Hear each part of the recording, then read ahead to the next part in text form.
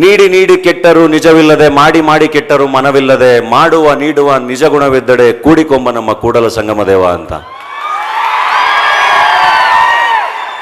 ಅದು ನಮ್ಮ ಸಂಸ್ಕೃತಿ ಅಲ್ವಾ? ಎಂಥ ಒಂದೊಳ್ಳೆ ಸಂಸ್ಕಾರ, ಎಂಥ ಒಂದೊಳ್ಳೆ ಸಂಸ್ಕೃತಿನ ಹೇಳ್ಕೊಡ್ತಾ ಇದೆ. ಇವತ್ತು ಅದಕ್ಕೊಂದು ಬೆಸ್ಟ್ ಎಕ್ಸಾಂಪಲ್ ಹೇಳ್ತೀನಿ. ನಾನು ಎಷ್ಟೋ ಸಿನಿಮಾಗಳನ್ನ ಮಾಡಿ ಮಾಡಿ ಮಾಡಿ ಯಾವುದೂ ವರ್ಕ್ ಆಗ್ತಿರ್ಲಿಲ್ಲ. ಕೊನೆಗೆ ವಿಲನ್ ಆಗಿ ಮಾಡಿದೆ, ಡಾಲಿ ಆದೆ, ನಂತರ ಮತ್ತೆ ವಿಲನ್ನೇ ಮಾಡ್ತಾ ಇದ್ದೆ. ಮತ್ತೆ ಬಡವರಾಸ್ಕಲ್ ಅನ್ನೋ ಒಂದು ಸಿನಿಮಾನ ನಾನೇ ನಿರ್ಮಾಣ ಕೂಡ ಮಾಡಿದೆ.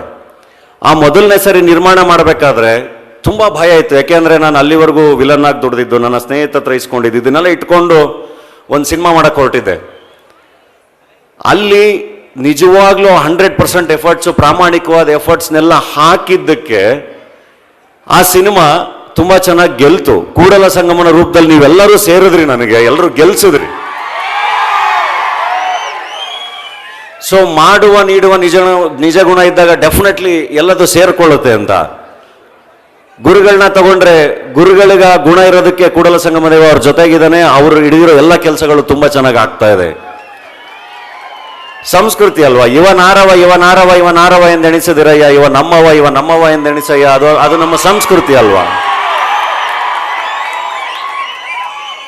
ಹಿರಿತನ ಕಿರಿತನ ಎಂಬ ಶಬ್ದ ಒಡಗಿದಡೆ ಆತನೇ ನಿಜ ಶರಣ ಗುಹೇಶ್ವರ. ನಮ್ಮ ಸಂಸ್ಕೃತಿ ಅಲ್ವಾ?